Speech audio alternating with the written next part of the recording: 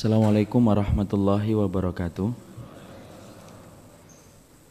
Innal hamdalillah wassalatu wassalamu ala Rasulillah wa ala alihi wa sahbihi wa man tabi'ahum bi ihsan ila yaumil qiyamah.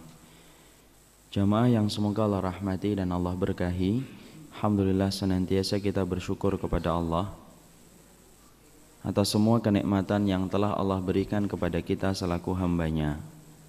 Semoga kita senantiasa mampu melapisi setiap kenikmatan yang Allah telah berikan dengan ketaatan-ketaatan yang kita berikan kepada hidup kita sampai menuju kepada ajal. Karena sesungguhnya pada hakikatnya kesyukuran itu tidak akan terbentuk sampai kita menjalankan ketaatan, dan ketaatan tidak akan terbentuk sampai kita berilmu, karena sesungguhnya ilmu selalu didahulukan sebelum lahir ketaatan. Persis dengan apa yang dikatakan oleh Imam Bukhari, al-ilmu qablal qawli wal amali. Amal itu didahulukan sebelum perkataan dan perbuatan. Kita akan meneruskan kajian kitab membahas tentang penyakit, tetapi bukan penyakit jasad yang kita bicarakan, tetapi penyakit yang menyebabkan hinanya orang-orang kafir dan musyrikun di hadapan Allah, karena penyakit ini ada di dalam kehidupan mereka. Kalau penyakit jasad menggugurkan dosa, kalau penyakit ini yang menjadikan kehidupan orang Yahudi dan Nasara dan musyrikun menjadi hina di hadapan Allah. Kalau penyakit jasad bisa menyebabkan orang masuk surga, tetapi kalau penyakit ini menyebabkan orang akan dimasukkan ke dalam neraka ketika mereka membawa penyakit-penyakit ini di dalam kehidupan mereka beragama. Inilah yang menjadikan kita mengerti, menjadi seorang muslim itu jangan pilih-pilih penyakit. Artinya kita ini sering tidak sadar memilih-milih penyakit. Kalau penyakit itu berkaitan tentang jasad, kita sering berupaya untuk sembuh. Kita datangi dokter, bahkan kita janjikan dan kita berikan janji yang menggiurkan kepada dokter dengan uang yang bertumpuk supaya mereka menyembuhkan penyakit kita. Tapi banyak orang yang memiliki penyakit-penyakit di dalam keimanan dan ketakwaan, tetapi malah mereka biarkan. Padahal penyakit di dalam pemahaman itulah penyakit yang sesungguhnya akan membawa kehinaan dan akan ditambahkan terus oleh Allah ketika dia tidak berupaya untuk sembuh. Fi qulubihim marad fazadahumullahu maradha. Di dalam hati mereka itu ada penyakit. Allah menambahkan terus penyakit-penyakit yang mereka miliki. Dan ini adalah penyakit di dalam keimanan, salah satunya penyakit di dalam pemahaman yang salah, yang menyimpang dari jalan Rasul dan jalan Nabi yang telah ditinggalkan kepada kehidupan kita. Inilah yang menjadikan kita berupaya menjaga diri dari penyakit, supaya kemudian kita tidak menjadi orang yang hina disebabkan penyakit-penyakit di dalam pemahaman dan keimanan. Karena sesungguhnya kita tidak akan pernah mampu menahan diri kita dari penyakit, mewaspadai penyakit, kecuali segala kewaspadaan itu dimulai dari ilmu terlebih dahulu. Baru kita waspada, baru kita menjaga. Bagaimana akan lahir kewaspadaan, ketakutan kepada penyakit kalau kita tidak mengetahui ilmunya? Inilah yang menjadikan kita telah mempelajari di antara masail jahiliyah, problematika atau kemudian permasalahan-permasalahan jahiliyah yang menyebabkan orang kafir dan musyrikun mereka tercela di hadapan Allah. Sifat yang pertama yaitu adalah mereka melakukan kesyirikan di dalam doa. Jadi orang-orang musyrik selalu melakukan kesyirikan di dalam doa. Yang kedua, perpecahan orang-orang jahiliyah yang mencakup Yahudi dan Nasara dan orang-orang musyrikun selain Islam ketika mereka menjalankan agama-agama mereka. Mereka suka berpecah-pecah. Mereka tidak suka bersatu atas nama keimanan, atas nama ketakwaan, tetapi mereka suka berpecah-pecah. Sifat mereka yang ketiga yaitu adalah mereka menentang pemimpin-pemimpin yang menjalankan kitabullah dan sunnah dan pemimpin-pemimpin muslim dan menganggap itu adalah jalan kebaikan. Kemudian yang keempat yaitu adalah taklid buta mereka kepada orang-orang alim di antara mereka, sehingga mereka selalu mengkultuskan mendewa-dewakan orang yang alim di antara mereka. Orang Nasara mengkultuskan pendeta-pendeta mereka. Orang Yahudi mengkultuskan rohib-rohib mereka. Orang-orang musyrikun mengkultuskan dan mendewa-dewakan tokoh kuncen yang menjaga patung-patung mereka. Jadi inilah yang menjadikan kehidupan agama mereka rusak, karena cahaya yang ada di dalam kitabullah dan sunnah dirusak oleh mereka ketika mereka taklid kepada orang yang mereka anggap alim. Sekarang kita akan bahas sifat yang kelima. Sifat yang kelima, orang yang mereka memiliki sifat jahiliyah. Syekh Muhammad Tamimi rahimahullahu ta'ala melihat, sesungguhnya sifat yang kelima orang-orang jahiliyah adalah mereka senantiasa melihat kebenaran yang disandarkan kepada mayoritas ataupun kebanyakan manusia. Jadi orang-orang jahiliyah itu dulu ketika mereka menjalankan agama, selain mereka taklid buta kepada para alim-alim mereka dan rohib-rohib mereka, sesungguhnya mereka selalu menyandarkan kebenaran bukan berdasarkan kepada kitab Taurat dan Injil yang Allah tetapkan untuk nabi-nabi mereka, tetapi mereka senantiasa menyandarkan kebenaran berdasarkan kepada suara mayoritas. Makanya pantas kalau agama demokrasi itu muncul dari kehidupan mereka, karena mereka mengagungkan dan mengultuskan suara mayoritas.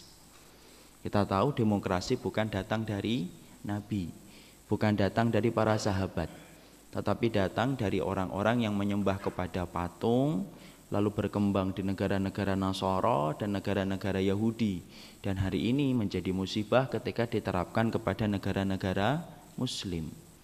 Tetapi di situ kita melihat kenapa demokrasi yang selalu mengandalkan suara mayoritas menjadi pemenang tanpa melihat baik ataupun tidaknya yang terpilih, tanpa melihat solih atau tidaknya yang terpilih, itu datang dari mereka, karena ciri khasnya orang kafir itu mereka memang senang dengan suara mayoritas. Mereka anggap suara mayoritas itu suara Tuhan. Orang kan sering berkata semacam itu ketika sudah berbicara demokrasi. Apapun dan siapapun yang menang harus diterima, itulah suara Tuhan di dalam kehidupan masyarakat.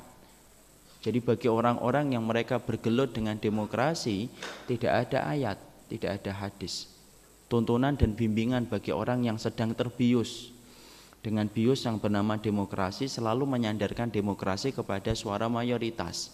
Ingat, demokrasi itu racun, di mana racun ini dibumbui dengan rempah-rempah yang kuat yang menjadikan banyak kaum muslimin yang belum belajar tentang kitabullah dan sunnah, mereka menganggap bahwasanya demokrasi bagian dari Islam, padahal Islam berlepas diri dari apa yang dikonsep oleh demokrasi.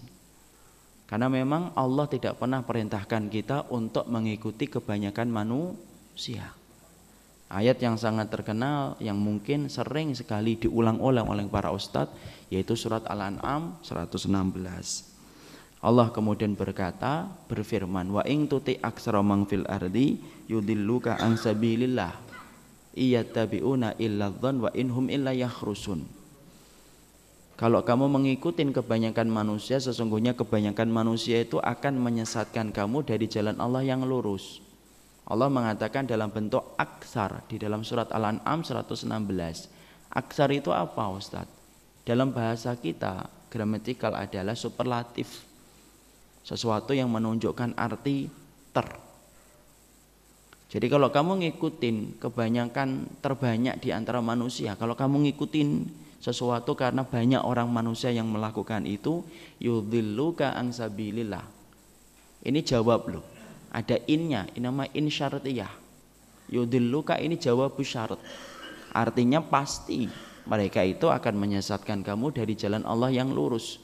Karena sesungguhnya mereka itu mengikuti prasangka, dan tidaklah mereka ketika mengikuti prasangka mereka membuat dusta atas prasangka yang mereka buat di atas agama Allah. Jadi Allah di sini memperjelas kepada kita bahwasanya Allah tidak pernah mencari suara mayoritas. Karena kalaupun Allah mengagungkan mayoritas kaum mukminin atau mayoritas orang memegang kebenaran, Allah mampu jadikan kita itu semuanya beriman kepada Allah. Karena sesungguhnya Ini yang mampu dikerjakan oleh Allah. Kalau Allah itu hanya melihat kepada mayoritas. Tapi ternyata Allah biarkan manusia untuk mencari kebenaran, dan Allah sisakan orang yang menjalani kebenaran hanyalah sedikit. Karena itu menjadi ujian bagi orang yang menempuh jalan ibadah. Allah mampu gak menjadikan seluruh muka bumi ini semuanya beriman? Tidak ada yang tidak beriman. Mampu.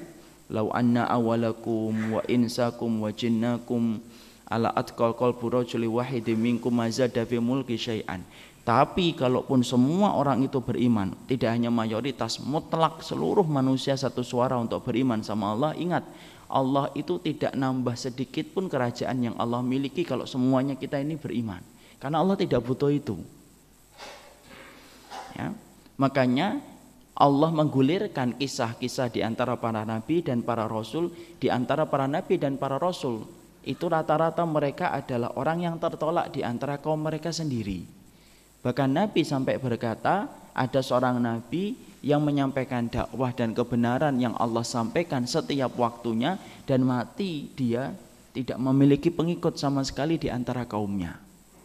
Padahal Allah mampu menggerakkan kaumnya, nabi yang diutus oleh Allah, supaya mereka beriman kepada nabi yang Allah utus. Allah mampu. Allah yang memiliki hati kita kok. Tapi kenapa Allah tidak menjadikan semua kaum di mana Allah ketika mengutus para nabi, Allah tidak jadikan kaum itu semuanya langsung beriman secara otomatis? Karena Allah ingin ngelihat siapa orang yang bersabar menyusuri jalan ibadah ketika dia menerima kebenaran, dan siapa mereka yang menentang terhadap kebenaran yang Allah turunkan melalui penjelasan para nabi. Jadi disinilah kemudian Syekh Tamimi memotret kehidupan orang jahiliyah. Dari dulu mereka suka dengan berbagai macam atribut di mana perkara itu menggambarkan banyak orang yang melakukan. Orang Yahudi, Nasara, mereka suka dengan suara mayoritas. Dan mereka menganggap suara mayoritas itu adalah bagian yang mewakili kebenaran. Lah penyakit ini nular. Karena setiap penyakit itu nular. Su'ul khuluqi yu'ti. Dalam bahasa hikmah, bahasa Arab disampaikan su'ul khuluq yu'ti. Sesungguhnya yang dinamakan penyakit yang buruk itu nular. Kaum muslimin hari ini pun sama. Sebagian besar di antara kaum muslimin terkena penyakit jahiliyah yang kelima.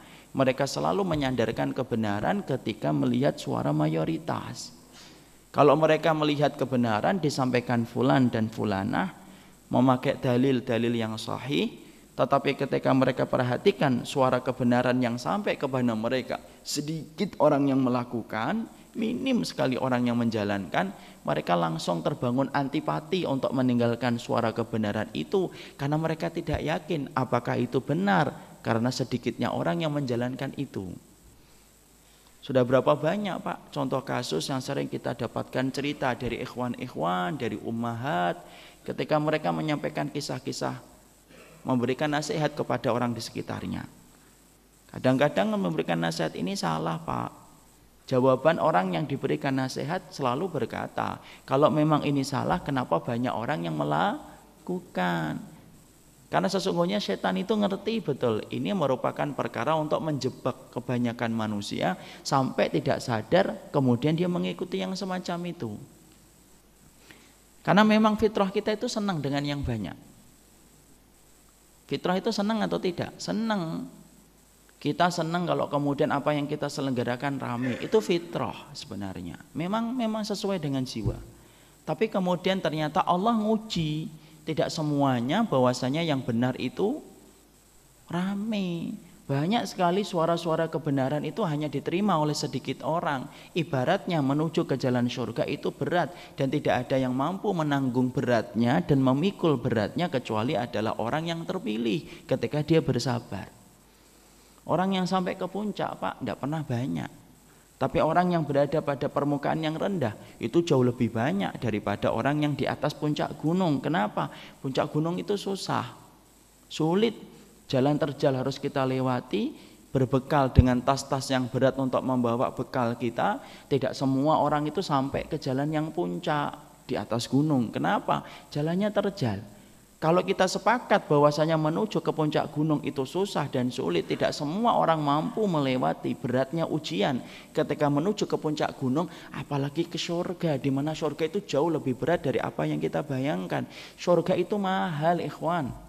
Ala inna sil'atallahi ghaliyah, ala inna sil'atallahi yal jannah. Bukankah Rasulullah berkata sesungguhnya barangnya Allah itu mahal dan barangnya Allah itu adalah surga. Oleh karenanya, karena ini adalah sesuatu yang berkualitas, mahal, tidak semua orang akan mengambil jalan kebenaran sesuai dengan apa yang disampaikan oleh Rasul. Banyak yang berguguran di tengah jalan. Sama pula Pak dengan barang-barang.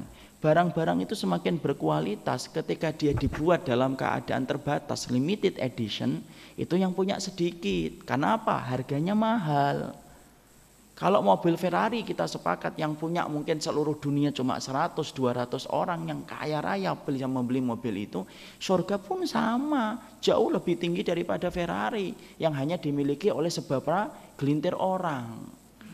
Makanya orang yang berjalan di atas kebenaran itu jangan pernah melihat dan menengok kepada kebanyakan orang. Perhatikan bagaimana suara kebenaran sampai kepada kita. Tidak usah kita perhatikan apa yang terjadi di antara manusia ketika itu berkaitan agama. Karena di dalam agama kamu tidak diperintahkan untuk melihat orang, tapi kamu diperintahkan untuk melihat dalil. Karena kamu tidak bertanggung jawab kepada apa yang terjadi dengan orang lain. Kamu bertanggung jawab terhadap dalil yang sampai kepada dirimu kalau kamu tidak beramal. Itu yang harus kita perhatikan. Karena kita itu merasa tenang. Kalau kemudian apa yang kita lakukan banyak orang yang mengerjakan, seakan-akan nanti kalau masuk ke dalam kemurkaan Allah dan nerakanya Allah bisa menjadi ringan karena bareng-bareng. Padahal walaupun kita itu seluruh dunia bareng-bareng mengerjakan sesuatu, itu pun nanti kita masing-masing akan menanggung beban kita masing-masing. Tidak usah suara mayoritas deh Pak. Bapak dengan anak akan datang satu urusan yang akan menyibukkan, di mana bapak kemudian akan memikul dosanya sendiri dan anak pun akan memikul dosanya sendiri. Lah kalau anak kita saja memikul dosanya sendiri dan kita memikul dosanya sendiri, makanya tidak usah terpengaruh dengan orang. Jadilah orang yang mereka senantiasa menjadi orang yang dikatakan limited edition itu loh, sedikit orang. Di mana dialah yang paling ngerti tujuan apa yang dia ingin lakukan dan ingin dia tetapkan, dan dia istiqomah untuk itu, tidak melihat kepada suara mayoritas.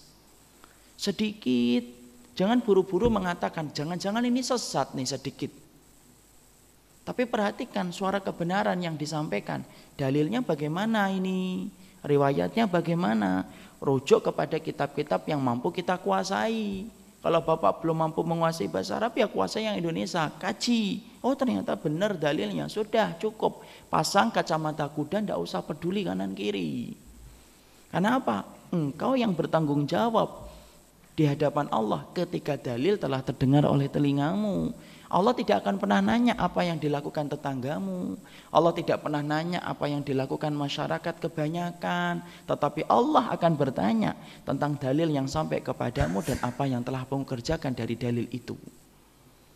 Ya, inilah yang kemudian menjadikan kita mengerti betul bahwasanya suara kebenaran tidak pernah berpijak kepada suara mayoritas. Sering kan saya sampaikan, panggung kebenaran itu sedikit pengunjung. Ya rahmukallah. Sudah alhamdulillah Pak? Sudah. Karena memang sunahnya mengucapkan alhamdulillah agak keras. Sampai mana tadi? Ya, panggung kebenaran. Nah, berarti perhatian.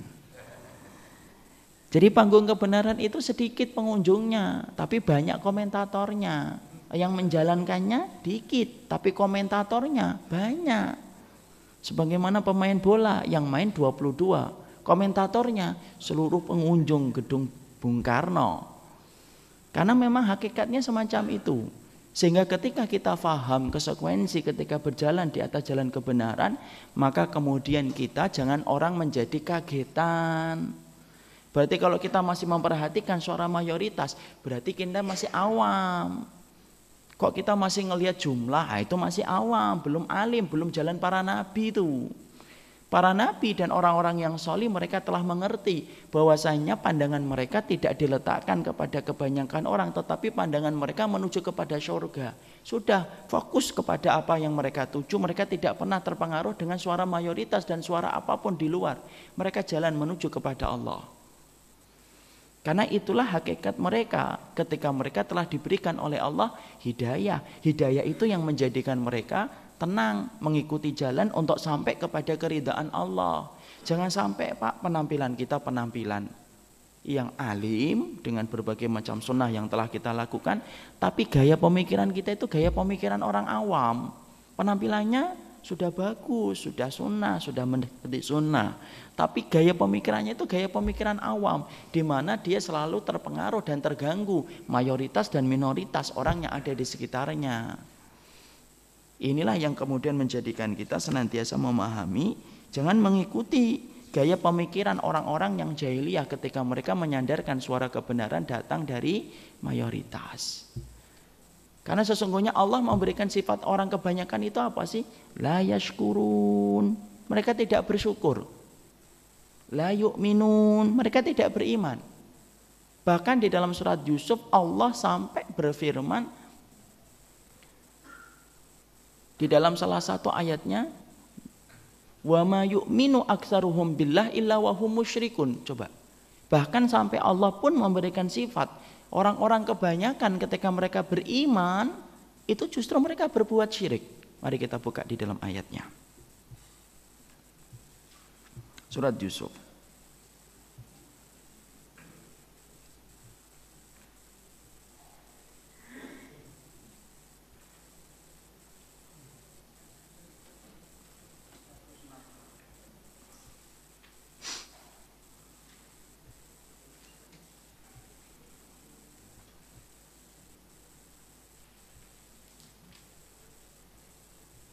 Dibuka 106.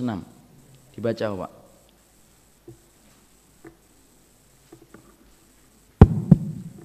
Surah Yusuf 106. Ya. Dan kebanyakan mereka tidak beriman kepada Allah, bahkan mereka mempersekutukannya. Nah, jangan ditutup dulu Pak Ivan.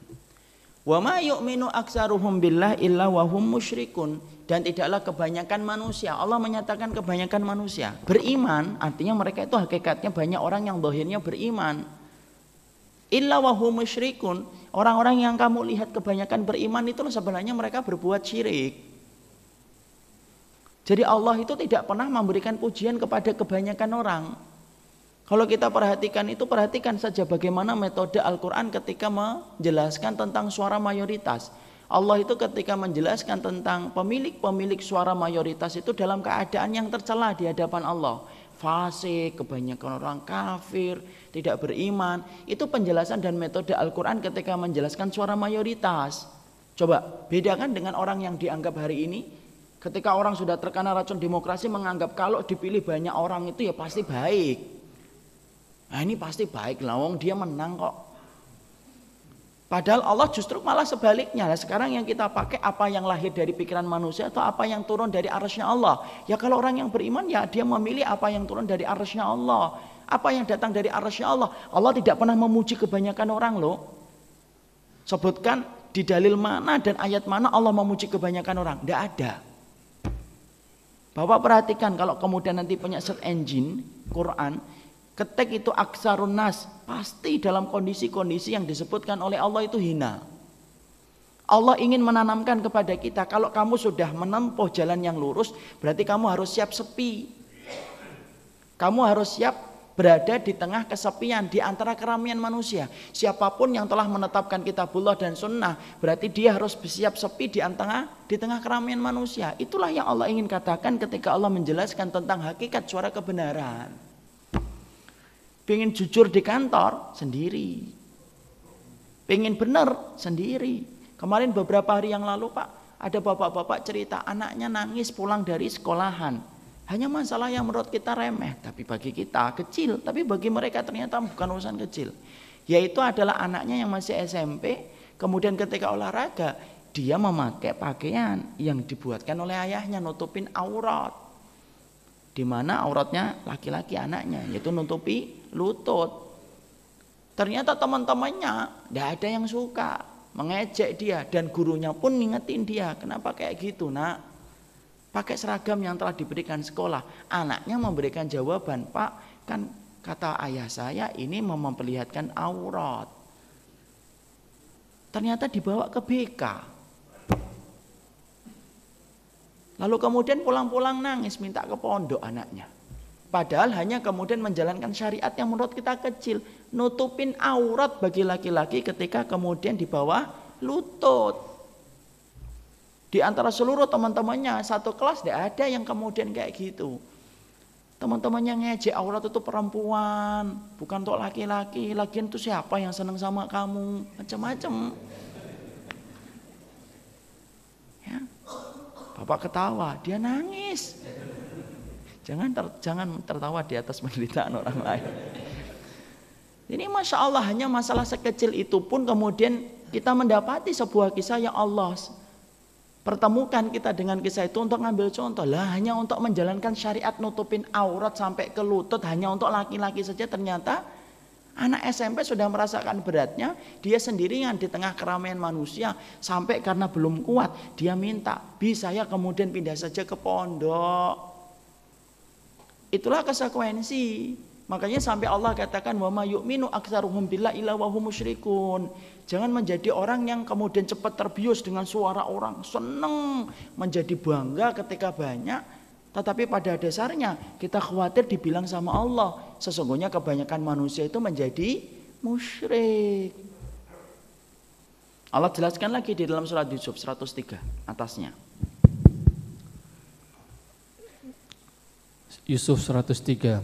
Dan kebanyakan manusia tidak akan beriman walaupun engkau sangat menginginkannya. Allah sampai berfirman pula di ayat sebelumnya, walau aksaran wama aksarun nasi walau harasta bimu'minin. Sesungguhnya mereka kebanyakan manusia itu tidak beriman walaupun kamu sangat menginginkannya.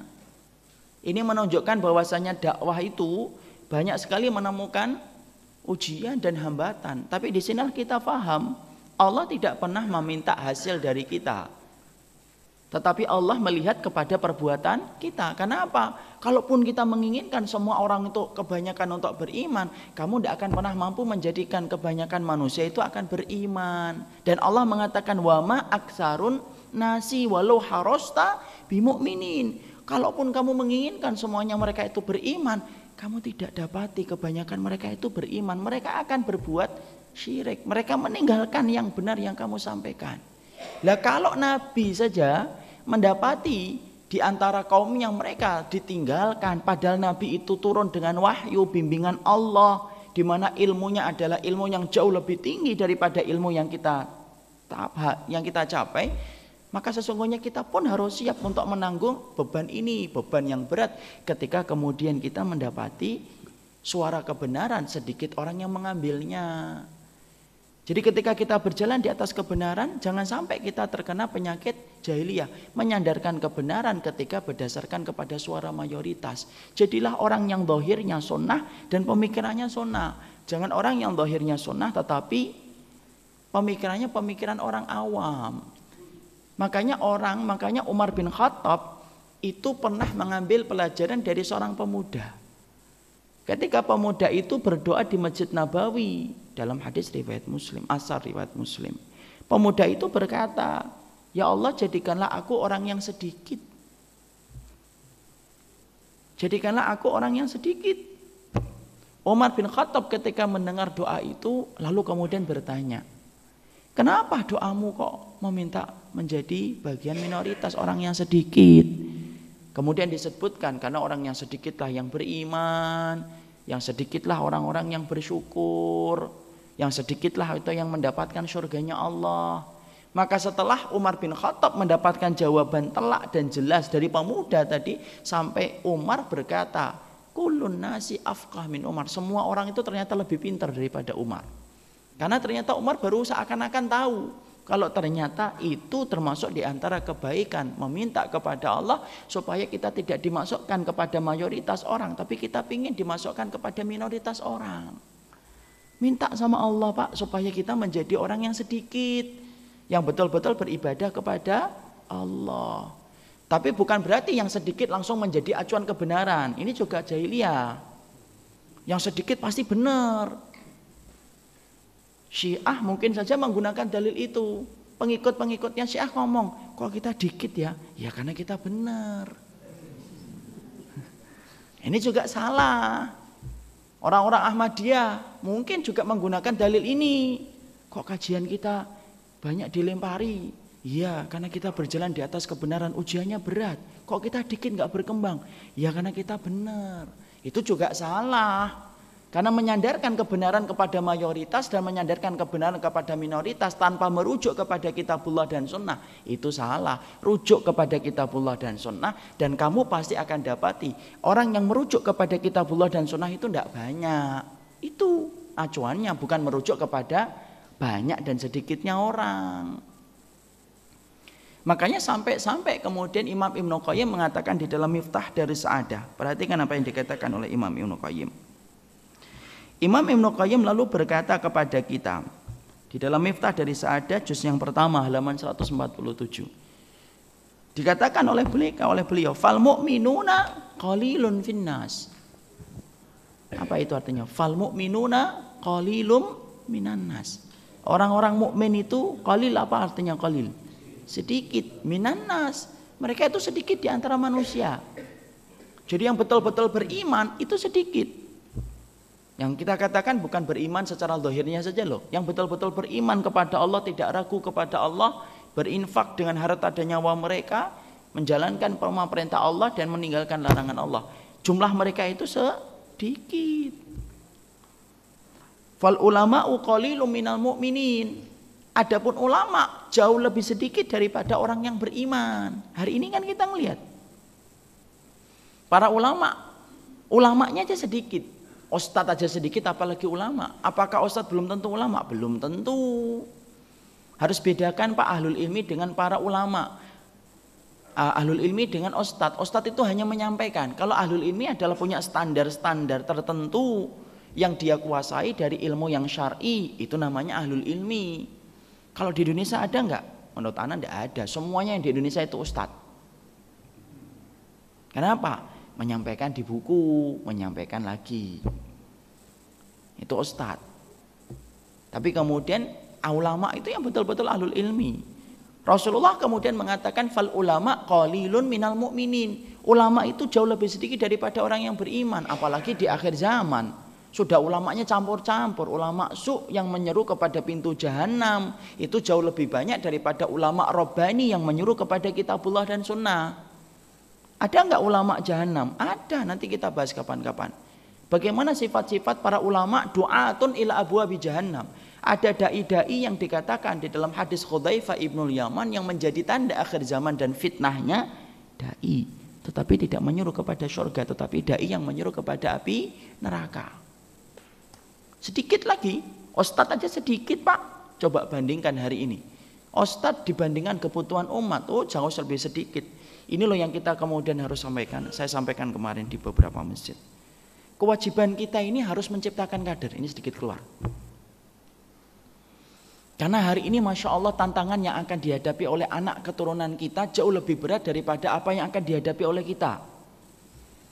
Tapi perhatikan anak-anak kita, perhatikan kemudian adik-adik kita yang hari ini sekolah di luar negeri. Masya Allah jumlah mereka tidak sampai 5.000 orang. Yang di Madinah, Yaman dan Sudan. Bandingkan bahwasanya mereka ketika akan pulang akan menghadapi 200 juta kaum muslimin dengan berbagai macam coraknya. Ada Gavatar muncul. Mereka kemudian akan datang kemudian mencoba untuk kemudian memberikan hidayah kepada manusia dengan jumlah yang sangat sedikit itu.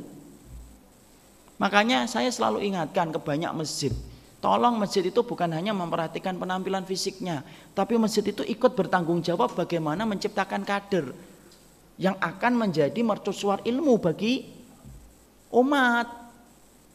Karena kemudian mempersiapkan kader, karena mempersiapkan kader itu kewajiban kita semuanya Pak. Kalau Bapak tidak mempersiapkan kader, Bapak akan terkena dosa. Dan dosa itu mungkin saja Allah akan berikan ketika kita melihat akibatnya menimpa kepada anak kita. Tolonglah, setiap masjid itu punya kader satu gitu yang dia sekolahkan kemana. As-Salam punya satu kader sekolah di mana? Yaman. Nanti pulang suruh ke sini. Suruh kemudian bimbing di sini, kemudian ngontrol semuanya, jadi imam, kemudian konsultasi syariah ketika masyarakat di sini butuh konsultasi cepat, datang ke dia. Al-Ihsan harusnya punya, Al-Azhar harusnya punya, yang betul-betul dikader loh ya, pulang ke sini. Karena hari ini kita belum dapati satu masjid yang betul-betul dibimbing dengan orang yang punya ilmu.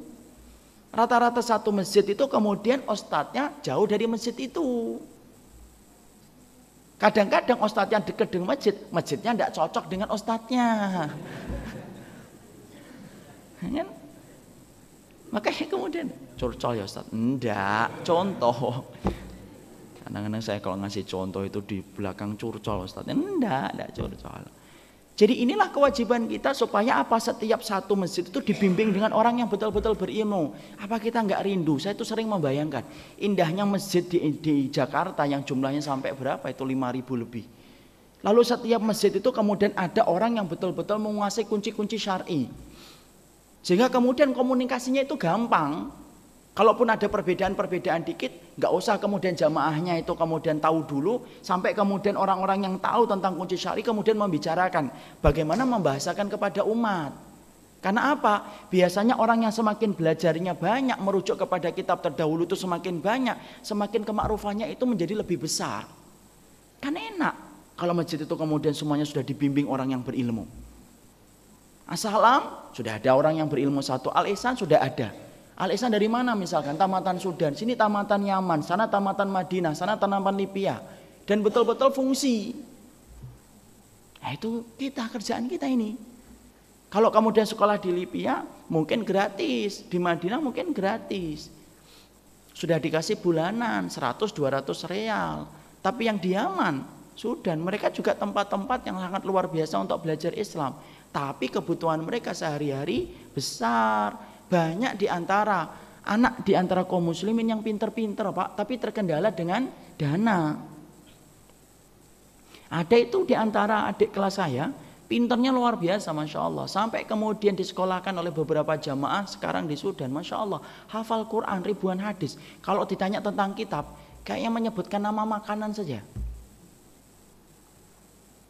Bahasa Arabnya fasih betul kayak orang Arab. Kan seneng kita. Akhirnya kemudian kita lega. Satu nafas itu bisa bernafas lega kita ketika kita sudah menciptakan kader. Tapi yang dibutuhkan nggak cuma satu. Harusnya ratusan bahkan ribuan. Kenapa? Kebutuhan masyarakat nanti setelah kita mati itu jauh lebih besar kepada Ustadz daripada kebutuhan kita hari ini. Karena kita hari ini saja sudah betul-betul berat kok menjalankan agama. Hari ini kita menjalankan agama kan berat. Berapa banyak itu setiap bapak-bapak sering sedih ketika dia memikirkan ujian yang dia hadapi ketika dia pengen benar. Berapa banyak ibu-ibu yang mereka itu sedih ketika mereka itu pengen benar menghadapi ujian yang berat. Apalagi anak keturunan kita. Ayolah As-Salam kemudian cari itu. Kemudian anak-anak yang sholih, yang betul-betul pintar dari keluarga tidak mampu sekolahkan. Tidak semuanya harus ke ITB yang pintar. Tidak semuanya yang pintar ke UI ya, terus yang di agama terus sisanya buat untuk agama. Lah kalau kemudian kita terbiasa memberikan sisa untuk yang agama, ya sisa pula yang akan kita dapatkan. Orang yang belajar agama juga butuh yang pintar. Yang kemudian betul-betul dia mampu menghafalkan riwayat, paham pula tentang semua kajian yang dia dapatkan dari kitab para ulama, menyampaikan dengan bahasa yang benar difahami oleh umat. Itu butuh orang yang pintar. Jangan kemudian kalau anak kita mentok di mana-mana tidak lulus, baru ke pondok. Ini gaya-gaya pemikiran orang awam ini, ditinggalin ini. Kalau masih ada yang kayak gitu diruqyah saja. Dan tolong kalau ditanya ustadznya siapa jangan nyebutin nama saya. Anak kita tidak diterima di SMP negeri sana, SMP negeri sini tidak diterima, sudah nak mondok saja. Lah gimana Pak saya mondok? Lah gimana tidak ada yang terima kamu? Coba. Akhirnya apa? Yang ngumpul di pondok yang orang-orang gitu putus asa, nakal-nakal. Yang stres siapa? Ustadznya. Alhamdulillah ustadznya ikhlas. Akhirnya kemudian berhasil menjadikan anak-anak santri itu sholih. Tapi itu kewajiban kita. Ayo, kalau anaknya pinter Pak, Masya Allah, jangan khawatir bahwasanya anak kita di pondok tidak dapat duit, Masya Allah, tidak dapat rezeki. Yang ngatur rezeki itu Allah, bukan kita. Tidak usah memikirkan apa yang telah dipikirkan oleh Allah. Rozaknya itu loh, keyakinan kepada asma wa sifat itu harus diperbarui terus. Saya sering menyampaikan, kita belajar dulu dari pedagang buah yang pernah nulis di dagangan gerobaknya, kaifa akhafu minal faqr wa ana Abdul Ghani. Kenapa saya takut miskin? Padahal saya itu hamba dari Zat yang maha kaya. Padahal dia apa? Bajunya bopeng-bopeng, gerobaknya gerobak kayu, jualan buah yang tidak seger. Tapi gerobaknya, Masya Allah, saya itu tertegun ketika melihat itu fotonya. Dia menggambarkan yakin sama Allah. Kita pun harus yakin. Kalau anak kita di pondok menghafalkan Quran dari SD, tidak usah khawatir terhadap rezekinya. Allah yang ngatur. Allah yang maha alim untuk memberikan rezeki kepada anak-anak kita. Supaya anak kita itu menjadi kader. Anak kita itu miliknya Allah. Ya kembalikan menjadi miliknya Allah. Ketika kita telah mendapati dia telah mencapai usai balik. Jangan dikuasai anak. Anak itu miliknya Allah kok. Jadi kembalikan, ayo. Yuk kita kemudian masjid betul-betul berupaya betul supaya kemudian melahirkan kader. Carilah kemudian di Galang ini di sini. Ayo siapa yang pengen jadi orang tua asuh bagi anak-anak yang mau keluar negeri, cari orangnya. Nanti kalau tidak punya referensi nama anak-anak yang soleh itu, saya datangkan itu anak-anak yang kemudian dari pondok yang pinter-pinter yang kemudian terhalang oleh biaya. Sekolahkanlah itu ke Yaman, sekolahkan ke Sudan. Dan itu akan menjadi sebuah pahala yang besar. Kita mempersiapkan umat. Jangan hanya kemudian kita menikmati Islam. Di dalam berislam itu tidak boleh hanya kita menikmati Islam, Pak. Saya ngaji karena nikmat. Saya menjalankan sunnah karena nikmat. Loh, Islam itu kemudian dipelajari, diamalkan bukan hanya karena nikmatnya, tapi karena tanggung jawab yang Allah bebankan supaya kita menegakkan Islam di atas buminya Allah. Kalau hanya nikmat, maaf, orang yang pakai narkoba juga dapat nikmat. Orang yang pakai yoga juga nikmat. Makanya kalau salah dialog jadinya berantakan. Ma kemana? Ngaji. Ngapain ngaji? Nikmat nak. Wah yoga juga nikmat. Ya sudah sama-sama. Mama ngaji, saya ke yoga. Karena sama-sama nikmat. Padahal di dalam menjalankan Islam itu bukan hanya nikmat yang kita kejar. Kewajibanmu kepada Allah untuk menegakkan agama Allah di atas bumi yang Allah wariskan ke kita, itu juga kemudian menjadi kewajiban kita. Ya, kembali ke sini. Jadi wal ulama qalilum minal mu'minin. Ulama itu sedikit di antara manusia, di antara orang yang beriman. Wa haula'i qalilun fil ulama. Orang-orang itu dikit di antara kemudian banyak orang. Wa iyyaka an taghtar bima yaqtar bihil jahiluna. Wa iyyaka an taghtar bima yaqtar bihil jahilun. Tahu artinya? Enggak tahu insyaallah. Wa iyyaka an taghtar. Kamu itu jangan sampai kemudian tertipu dan terpedaya. Kama yaqtar bihi al jahilun, sebagaimana orang yang jahil yang tertipu. Siapa orang yang jahil menurut Imam Ibnu Qayyim? Dijelaskan oleh berikutnya. Lau kana haula'i ala haqqin lam yakunu aqallun nasi adadan. Orang yang bodoh itu adalah orang yang selalu berkata, kalau mereka itulah yang berada di pihak yang benar, pasti mereka itu tidak menjadi orang yang minoritas di antara keramaian manusia. Itu orang yang bodoh. Makanya ketika kita mengerti, ketika Imam Ibnu Qayyim sudah menjelaskan orang mukmin itu sifatnya sedikit, ulama itu sifatnya lebih sedikit daripada daripada orang yang beriman, lalu kemudian Imam Ibnu Qayyim menutup dengan sebuah nasihat. Jangan tertipu dan terpedaya sebagaimana orang-orang yang bodoh terpedaya. Gimana sifat orang yang bodoh? Orang yang bodoh itu kalau terpedaya mereka sering berkata, "Lah kalau kalian itu benar, kalau mereka di pihak yang benar, kenapa jumlah mereka sangat sedikit?" Itu orang yang bodoh kata Imam Ibnu Qayyim. Diteruskan oleh Imam Ibnu Qayyim. Wa man khalafahum famusyabbihuna binnasi wa laysu binnasin fa'lam anna haula'i humun nas. Orang yang berjalan di atas kebenaran itulah yang sebenarnya hakikatnya manusia. Jadi orang yang berjalan di atas kebenaran walaupun sedikit orang yang menempuh jalan itu pada dasarnya itulah manusia. Adapun orang yang meninggalkan minoritas kebenaran disebabkan minimnya orang yang mengikuti jalan itu, famusyabbihuna binas, mereka itu hanya orang yang mirip manusia tetapi mereka itu tidak manusia. Masya Allah, saking tegasnya Imam Ibnu Qayyim. Jadi Imam Ibnu Qayyim lalu mengatakan manusia itu ada yang manusia, ada yang mirip manusia. Siapa yang betul-betul manusia di hadapan Allah ketika mereka mengikuti kitabullah dan sunnah walaupun jumlah mereka sedikit? Siapa yang bukan manusia? Famusyabbihuna binnas. Ada orang yang mirip manusia. Siapa? Orang yang meninggalkan kitabullah dan sunnah hanya karena mereka melihat jumlah pengikutnya sedikit. Ini bukan manusia, kata Imam Ibnu Qayyim. Tapi hakikatnya mirip manusia tetapi bukan manusia. Jadi Masya Allah disitulah kita memahami ternyata Imam Ibnu Qayyim begitu tegas menyampaikan kepada kita. Jangan ngikutin orang. Berarti harus siap sepi ya Ustaz. Iya, sepi itu enak atau tidak enak? Tidak enak Pak. Inilah yang menjadikan kita tidak pernah berhenti untuk kemudian memberikan nutrisi untuk jiwa. Supaya kita tidak menjadi orang yang futur. Orang yang kemudian lemah iman setelah kita mendapatkan kekuatan iman. Menjadi orang yang tidak mutasakit, berguguran ketika kita menempuh jalan iman. Karena ujiannya berat. Kalau kita ngerti konsekuensi kita, mengikuti kebenaran, meninggalkan kebanyakan orang dan mayoritas orang, disitulah kita paham. Kenapa kita disuruh ngaji?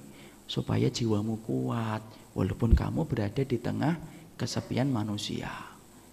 Disitulah kita paham kenapa kita harus bersama orang yang solih.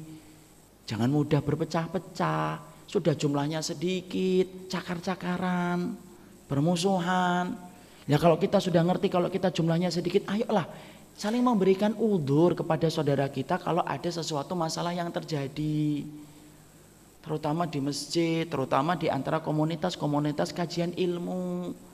Karena terkadang kita Pak, kalau sudah bersama orang, sudah jumlahnya sedikit, di masjid pengennya sama, kadang-kadang satu masalah kecil itu kemudian menjadi besar, pecah.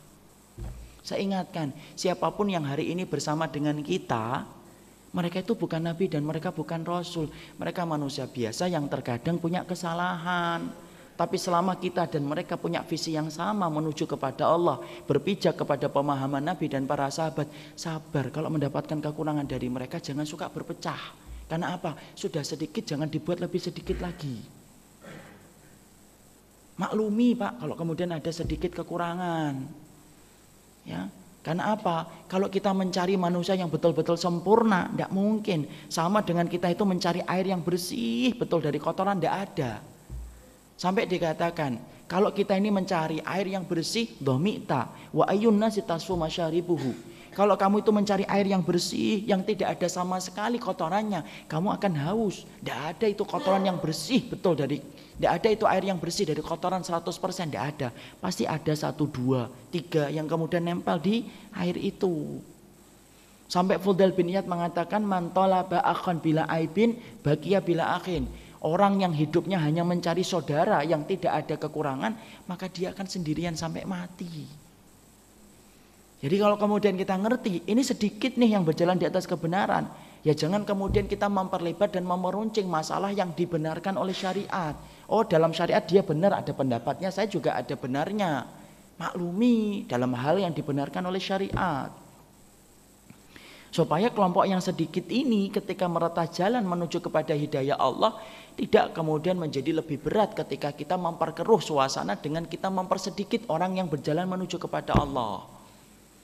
Disinilah kita paham kenapa kita disuruh untuk senantiasa membaca Quran supaya memberikan kekuatan kepada dirimu di dalam menempuh jalan karena beratnya ujian yang akan didapatkan.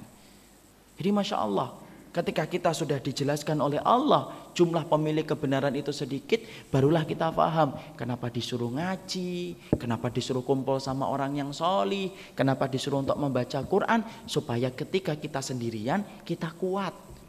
Dikuatkan oleh berbagai macam nutrisi yang menguatkan jiwa kita. Nutrisi Quran, bertemu dengan orang yang solih, dan kemudian ketika kita mengikuti majelis ilmu setiap waktunya. Inilah pentingnya bagi kita untuk kemudian meminta pula hidayah terus sama Allah. Hidayah itu kayak air Pak, setiap orang membutuhkan hidayah. Tidak peduli ketika orang itu butuh air, kaya, miskin, cantik ataupun tidak. Semuanya butuh air. Sama, orang itu semuanya butuh hidayah. Tidak peduli apapun keadaannya, dia selalu akan meminta ketika sholat, ihdinas siratal mustaqim. Kenapa sih ada orang yang sudah ngaji, sudah menjalankan ketaatan lebih banyak daripada dosa, kok masih meminta hidayah? Supaya kita mampu istiqomah. Karena memang meretah jalan ini jalan yang tidak gampang, jalannya sulit. Siapapun yang menyangka ketika dia menjalankan kebenaran sepi dari ujian, berarti ketika membaca surat Al-Baqarah dia melompati ayat yang ke-214. Di antara ujian yang pasti Allah berikan itu apa? Sedikitnya teman yang akan menemani kita ketika berjalan menuju kepada Allah. Orang yang terpilih itu selalu sedikit, Pak. Makanya ketika menjadi imam sholat itu 100 atau satu? Satu. Makmumnya 100, 200, 300. Tapi imamnya satu. Maka ini menunjukkan apa? Semakin berkualitas ya semakin sedikit. Jadilah orang yang berkualitas, tidak perlu melihat ke kanan dan ke kiri. Allah tidak pernah kemudian meminta dalil atas apa yang dikerjakan oleh orang lain, tetapi Allah selalu meminta kepada kita apa yang telah kita kerjakan setelah kita mengetahui dalil. Ya. Jadi kemudian Masya Allah inilah yang menjadikan kita jangan berhujjah kepada mayoritas. Kapan kita berhujjah dengan mayoritas? Dalam perkara dunia boleh. Bukan berarti kemudian berhujjah dengan mayoritas itu tidak boleh dalam semua urusan. Tidak. Dalam urusan dunia boleh. Contohnya gimana Ustaz? Bapak beli mobil. Kenapa pilih Honda? Karena banyak orang yang pilih Honda. Tidak apa-apa. Itu tidak dilarang. Kenapa pakai handphone? Dulu misalkan Nokia. Ya karena Nokia itu banyak orang yang kemudian mempunyai.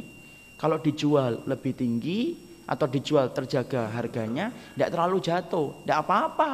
Bapak beli handphone karena kemudian mengikuti merek yang dipakai oleh kebanyakan orang, silahkan.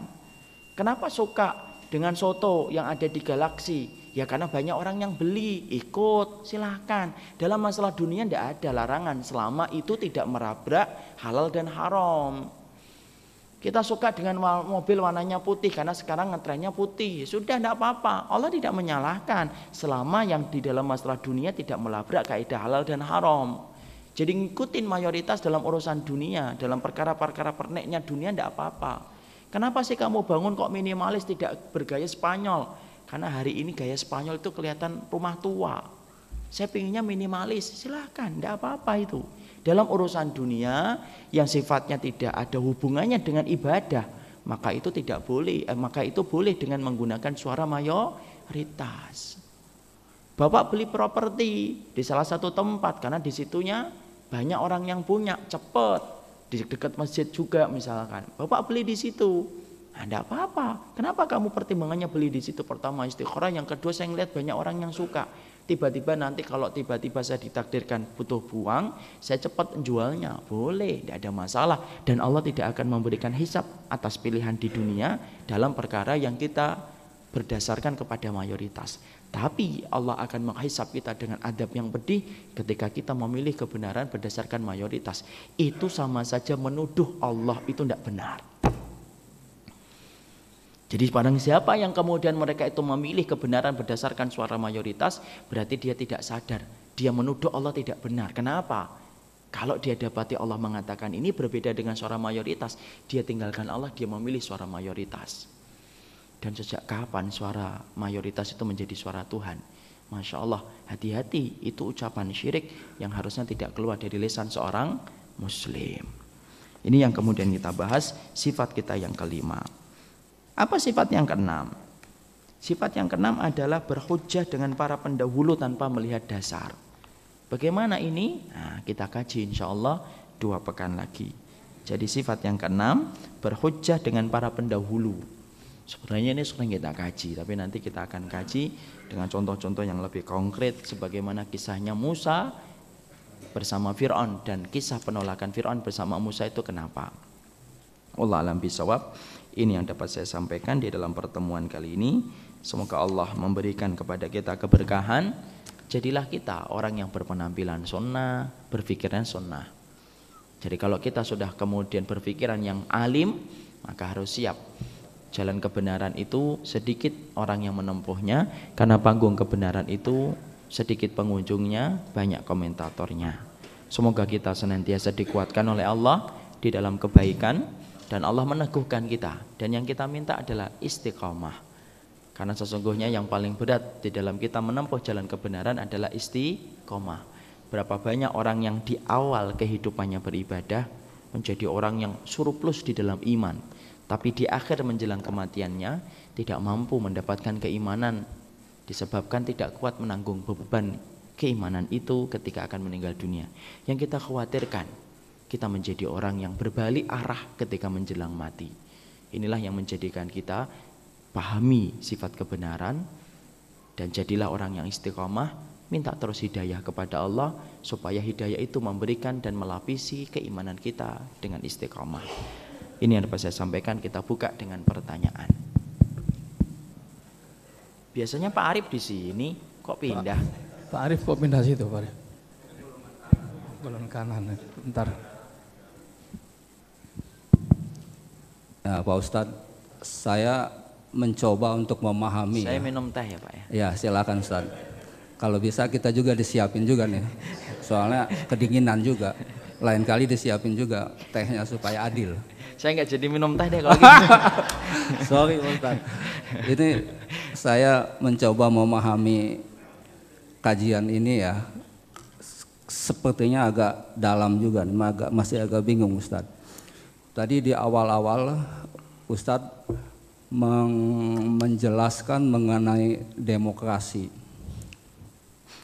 Seakan-akan saya mencoba memahami, Ustadz enggak begitu setuju dengan demokrasi.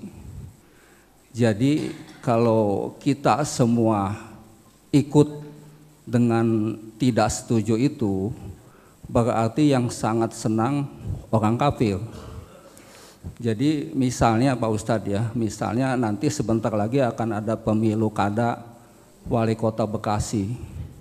Itu yang saya dengar selentingan itu ada nanti calonnya ikut-ikut di DKI Ustadz. Jadi ada calon yang wali kotanya Muslim, wakilnya bukan non muslim, musyrik, kafir. Hah? Muslim kafir? Wakilnya, Oh. wakilnya musyrik. Jadi nanti udah di set si wali kota ini hanya setahun, nanti dia berhenti gitu loh. Karena sesuatu hal jadi nanti dikuasai oleh itu. Nah makanya kalau nanti kita semua sepakat dengan nggak setuju misalnya, itu sangat membahayakan. Karena kita juga mesti memperhitungkan mafsadat dan mudaratnya juga. Kalau memang nanti dilihat akan banyak mudaratnya, ya kita terpaksa harus lakukan gitu Pak Ustadz. Demikian juga yang tadi contoh, yang anak laki-laki sekolah SMP itu pakai celana sampai dengkul. Itu terus terang aja saya juga alami Pak Ustadz. Anak saya masih di SMP nih Ustadz, SMP kelas 3. Jadi dia sekarang ada pelajaran nyanyi, musik gitu Ustadz, musik. Jadi kalau saya nggak izinkan, ya nggak naik sekolah gitu loh. Jadi terpaksa ya musik ya oke lah sementara gitu loh. Toh mudah-mudahan nanti setelah lulus udah jangan dilanjutin lagi gitu loh. Jadi hanya strategi aja Ustadz.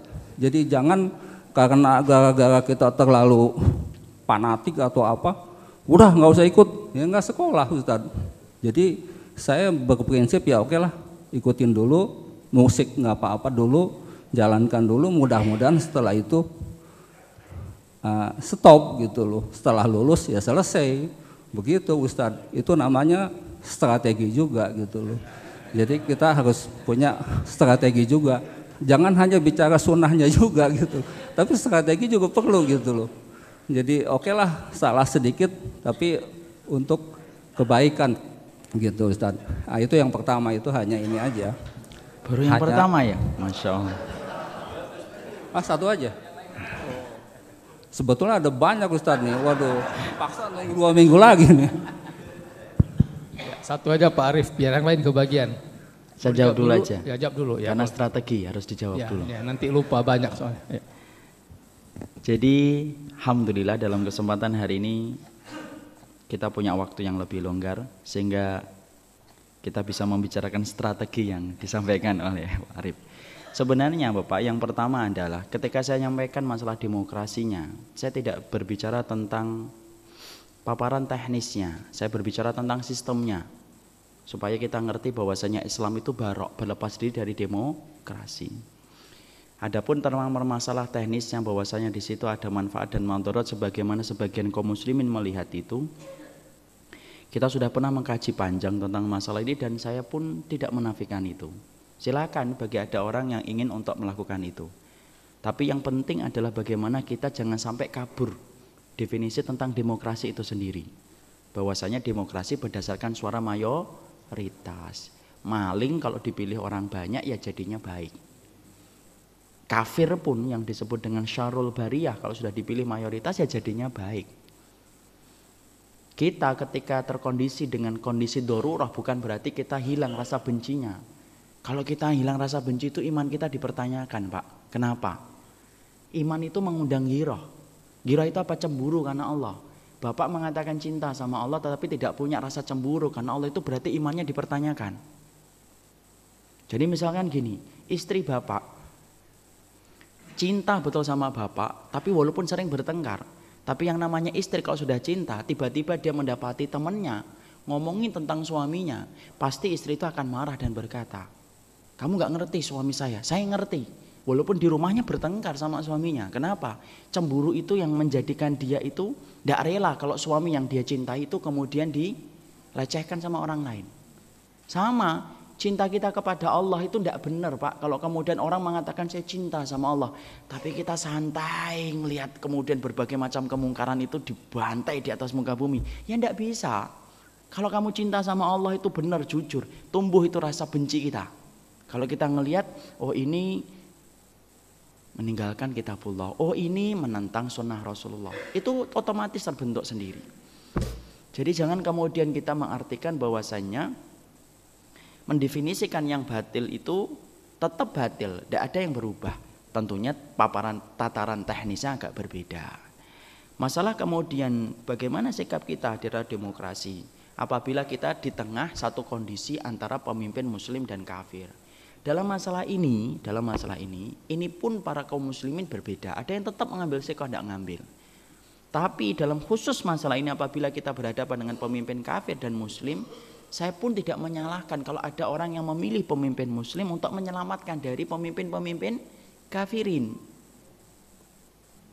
Tetapi ketika melakukan itu penting untuk kita yakini, kita melakukannya terpaksa.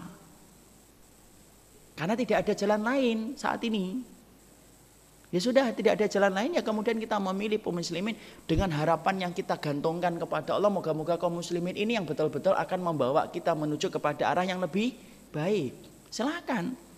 Sebagaimana kaum muslimin di Turki, mereka mendapatkan sedikit kebaikan dari kebaikan Erdogan misalnya. Tidak ada masalah ini. Cuma yang ingin saya sampaikan, untuk menyepakati masalah ini itu tidak gampang dan tidak bisa kita memaksakan orang untuk memilih apa yang kita yakini. Maka ruang yang tersisa itu apa? Berikan kemakrufan. Ya sudahlah, kalau memang begitu kamu punya dalil yang kuat bahwasanya kamu berlepas dari demokrasi karena bukan jalan sunnah, ya udah tidak apa-apa. Kita tidak bisa menyalahkan apa yang dia kerjakan. Adapun apa yang terjadi di hari nanti bukan karena dia, karena memang ketetapan takdir yang telah Allah buat. Jangan kita kemudian mengetahui apa yang terjadi besok, padahal kita nggak ngerti apa yang terjadi besok, dengan mengatakan nanti kalau nggak ikut begini, belum tentu, bisa jadi sebaliknya. Karena yang namanya pertolongan Allah kita tidak pernah tahu kapan. Nabi Musa aja tidak tahu kalau tiba-tiba di hadapannya lautan itulah yang akan menenggelamkan Fir'aun. Padahal saat itu Musa pergi dari Mesir dalam keadaan malam, sembunyi-sembunyi. Apakah Nabi Musa tahu enggak? Hari esok itu hari terakhirnya Fir'aun berkuasa di atas muka bumi. Tidak ngerti. Jalan mentok ke lautan, bingung. Di belakangnya debu itu sudah mengepul karena saking ribuan tentara yang dibawa oleh Fir'aun. Coba. Dalam keadaan genting semacam itu Allah memerintahkan Nabi Musa untuk memukulkan tongkatnya. Berubah itu menjadi daratan, diikuti itu. Nyebrang. Itu pun Nabi Musa masih belum tahu bahwasanya detik-detik kehancuran Fir'aun itu tinggal nunggu menit. Ketika sudah sampai ke sisi laut yang berikutnya, Allah kembali mengatakan, kembali pukulkan, pukul kembali. Padahal sebelumnya Musa itu dalam keadaan keluar dari Mesir itu ketakutan. Karena apa? Bapak perhatikan itu sirahnya. Perhatikan tarikhnya. Di dalam tarikh itu Nabi Musa keluar dari Mesir itu dalam keadaan malam. Untuk menghindari penjagaan tentara-tentaranya Fir'aun. Artinya kita tidak bisa memastikan. Tapi terutama di tempat-tempat khusus kayak kemarin Solo. Ya kan? Memang kemudian lebih baik atau kemudian saya menyarankan. Apabila kemudian ada yang ingin untuk kemudian tetap untuk memilih, ya pilih pemimpin muslim. Haram untuk memilih pemimpin kafir. Supaya setidaknya menyelamatkan kehidupan agama kita beberapa hari. Tapi itu belum tentu jaminan. Karena apa? Yang mendapatkan pertolongan itu hanya Allah yang menetapkan. Itu yang pertama. Yang kedua, yaitu tentang masalah strategi. Bagaimana anak kita. Tadi saya memberikan contoh saja, Pak. Bukan berarti kemudian langsung anak itu dikeluarkan. Enggak. Bapak itu juga enggak mengeluarkan anaknya dari SMP. Mengatakan supaya sabar, nanti keluarnya kalau sudah selesai baru ke pondok, nak, kamu tanggung, tinggal sebentar lagi nih, nunggu beberapa bulan kamu ujian nasional. Yang kita bicarakan adalah ketika saya mengambil contoh itu, saya ingin menyampaikan ternyata hanya menjaga aurat saja dia sendirian di tengah keramaian teman-temannya yang tidak mau menutup auratnya itu. Adapun ketika kita mendapati anak kita berada dalam sistem-sistem pendidikan yang tidak benar, kurang benar dengan apa yang kita pelajari, maka sesungguhnya ya kita memang harus menyampaikan dulu kepada anak-anak, ini salah ya, setidaknya anak itu ngerti. Nanti kalau kamu sudah dewasa kamu harus tahu ini salah, jangan diteruskan. Tidak apa-apa, berarti anak itu tetap di situ dalam keadaan bersabar. Jadi anaknya Pak Arif ya tidak apa-apa di situ sabar. Tapi kalau bisa, Bapak berkewajiban mencarikan pendidikan yang mendekatkan mereka kepada kitabullah dan sunnah. Lah Pak Arif aja milih masjidnya yang sunnah kok, masuk anaknya sekolah yang tidak sunnah kan gitu. Kenapa? Iya. Iya, sekolah Islam ada itu. Itu teman saya Ibnu Hajar di depan Pasar Rebo, bagus. Masya Allah, rata-rata anak-anaknya hafal 20 juz, 30 juz, standarnya tinggi. Gratis, tis-tis, dari kelas 1 SMP sampai kelas 3 SMA. Pemiliknya salah satu orang yang diberikan kelebihan harta oleh Allah dalam bidang minyak. Jadi betul-betul Masya Allah.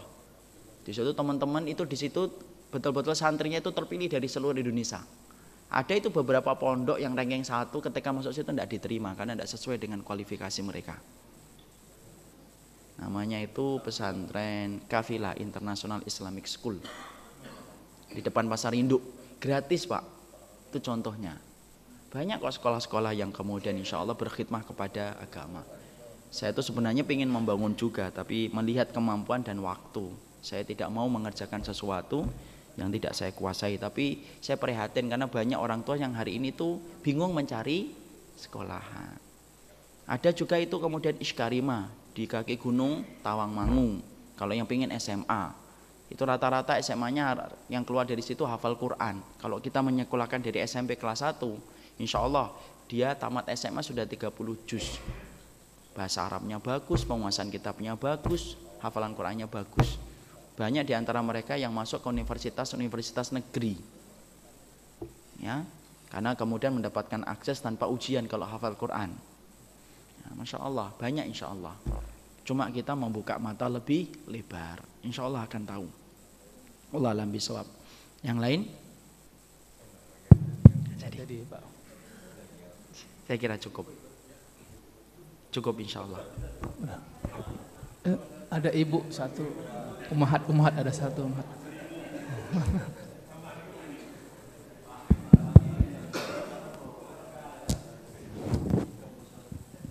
Maaf Pak. Assalamualaikum warahmatullahi wabarakatuh. Ini Pak mengenai hidayah.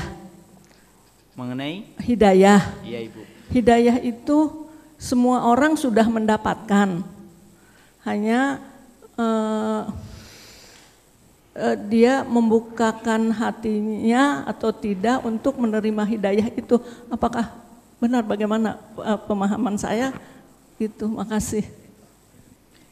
Hidayah itu pada dasarnya ada dua, hidayatul taufik, ada hidayatul irsyad. Kalau Ya. hidayatul irsyad itu memang harus dicari.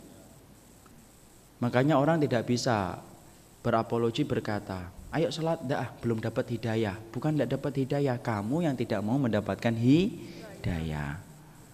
Jadi jangan memilih hidayah. Maunya dapat hidayatul taufik tetapi tidak mau untuk mengkaji hidayatul irsyad. Hidayatul irsyad itu didapat dari mana? Banyak, majelis ilmu, nasihat orang yang sholih, itu hidayatul irsyad. Dan itu harus dikaji. Jadi kalau ada orang yang mengatakan saya belum dapat hidayah, hati-hati loh ucapan itu. Berarti secara tidak sadar dia telah menuduh Allah itu bakhil ketika membagikan hidayah. Padahal Allah tidak pernah bakhil membagikan hidayah. Allah bagikan hidayah itu sama, semua mendapatkan kesempatan yang sama. Allah turunkan kitabullah, turunkan sunnah, ngikutin saja. Jadi kalau ada orang yang mengatakan saya belum dapat hidayah, itu berarti secara tidak langsung dia berkata Allah bakhil ketika membagi hidayah. Padahal Allah tidak pernah bakhil membagi hidayah.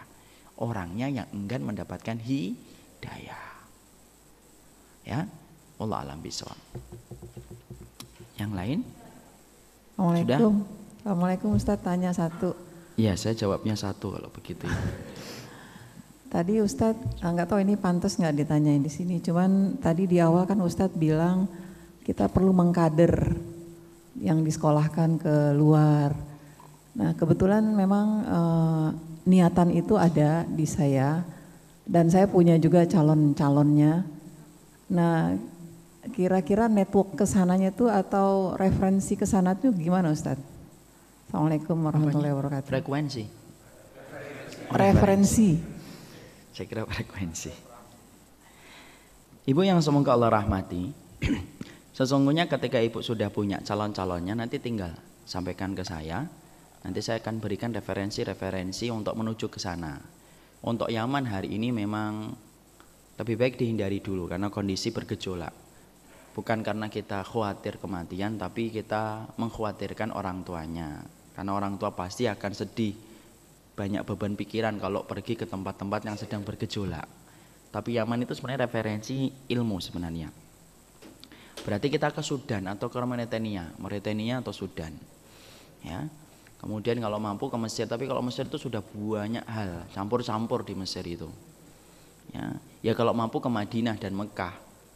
Kalau mendapatkan akses beasiswa, itu setiap tahunnya dibuka muqabalah. Muqabalah itu penerimaan pendaftaran mahasiswa. Ya, dan itu nanti biasanya dipublis secara umum di berbagai macam situs dan lewat beberapa asatid yang dipercaya untuk menyebarkan itu. Kalau mampu ke Madinah, Mekah itu jelas. Tapi kalau kemudian tidak mampu, mungkin ke Sudan.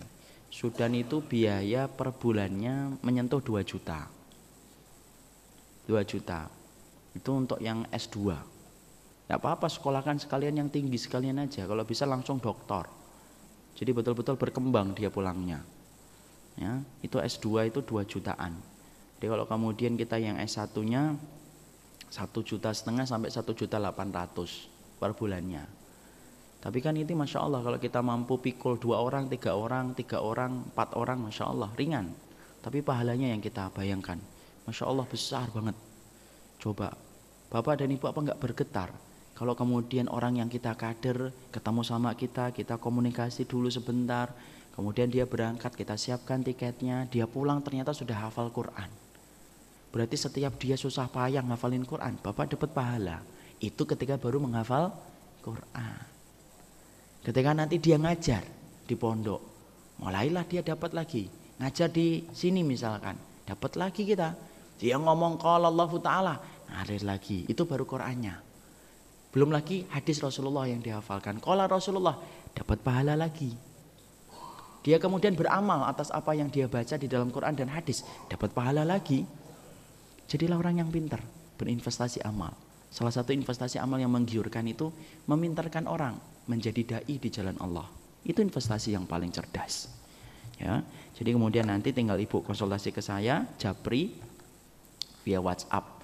Tapi kalau jawabnya lama, tolong bersabar. Kalau pingin jawabannya cepat, telepon. Nanti ditelepon, nggak diangkat berarti lagi kajian. Khusnudon. Jadi kalau Ustadz mah punya jawaban. Ya. Kenapa? Enggak. Kalau berangkat ya, enggak, minimal kemudian dari pondok lah sebelumnya. Dari pondok. Tapi mungkin kalau kayak di Mesir ada sekolah untuk yang belum belajar bahasa Arab. Kalau yang Sudan saya nggak ngerti. Yang kita kirim-kirim ke sana rata-rata sudah paham bahasa Arab. Jadi tinggal mengembangkan di sana. Kenapa? Kalau Pak Ivan kan naam-naam doang. Masjidun, kursiun, kolamun, tok. Sama kitabun, tidak pernah berkembang mufradatnya. Makanya belajar bahasa Arab itu pertama dibuka 60, 6 bulan tinggal 2. Ini yang kita sampaikan, semoga kita mampu menggigirkan itu. Saya sih pinginnya setiap masjid, Mak. Wallahi saya pernah ngomong kepada beberapa ustadz, ingin banget membayangkan ada komunikasi yang baik antara masjid, di mana itu dibangun oleh orang-orang yang menjadi pembimbing masjid. Saatnya masjid itu dibimbing oleh orang yang berilmu. Maaf, bukan orang yang kaya, bukan orang yang berkuasa, tapi dibimbing orang yang berilmu, didampingin oleh orang yang punya kedudukan di masyarakat itu. Pas ini perpaduannya ini. Orang yang punya kedudukan di masyarakat itu, dia yang akan menyampaikan berbagai macam hajat dan kebutuhan masjid kepada masyarakat. Yang bimbingan ilmu ini, dialah yang akan senantiasa membimbing menjadi mercusuar ilmu bagi masyarakat di sekitar. Coba Pak, kalau asalam saja misalkan di sini ada tenaga atau ahli syar'i, satu saja. Kemudian sediakan rumah ini, asalam ini harus bangun rumah satu nih untuk ustadznya misalkan, siapa nanti yang pulang. Masya Allah dia jadi rujukan. Tiba-tiba bapak bingung masalah warisan, datang ke dia kapanpun 24 jam dia harus siap. Saya mau nanya tentang warisan. Saya pengen belajar tahsin, di sini ada. Jadi betul-betul orang itu pengen belajar apa saja, asalam menyediakan. Kelas tahsin, adain. Kelas tafsir, adain. Jangan hanya kelas tablik saja. Jangan hanya kelas kajian, tapi banyak kelas-kelas kecil-kecil sekoci-sekoci. Alhamdulillah kalau sudah ada. Jadi enak. Jadi betul-betul menjadi rujukan ilmu. Bahkan alhamdulillah kalau kadernya bisa membuka dirosah masjid asalam. Betul-betul untuk pengkaderan. Ternyata Al-Ihsan ada, Asalam ada, Al-Ihsan ada, Bobot Taubah ada, Al-Azhar ada. Bekasi aja misalkan kita punya 7 kader dan mereka menjadi pembimbing antar masjid. Indah Pak. Kalaupun ada perselisihan, cepat diselesaikan oleh para ahlul ilmi ini, oleh para ustadz-ustadz ini. Ketika mereka sudah punya kunci syar'inya, tinggal mereka kumpul. Kemudian mereka bicara, ini gimana nih? Kita sampaikan ke umat kayak apa ini? Sesuai dengan bimbingan ilmunya. Enak. Makanya kemudian itu bayu angan-angan kita. Karena hari ini itu banyak masjid yang banyak dibangun tetapi belum tentu berdasarkan kepada apa yang dikonsep oleh Rasulullah. Padahal Nabi itu semuanya kembali ke masjid. Nabi itu ngatur negara di mana? Di masjid. Ngatur mobilisasi jihad di masjid. Semuanya dilakukan oleh Nabi di masjid. Yang tidak dilakukan Nabi di masjid itu cuma satu, yaitu adalah berdagang. Kalau nikah tidak pernah di masjid Rasulullah dan para sahabat. Cuma ya boleh, nikah di masjid boleh. Tapi para sahabat ada nggak yang nikah di masjid? Nggak ada. Ya tadi karena banyak orang yang lagi ngetren nikah di masjid. Allah alam bisawab. Tapi salah atau enggak? Enggak salah. Allah alam bisawab. Saya kira cukup, sudah jam 6:04. Semoga Allah memberikan keberkahan atas apa yang kita pelajari. Barakallahu fikum. Sudah kita baca kafaratul majlis? Belum. Kita tutup dengan kafaratul majlis.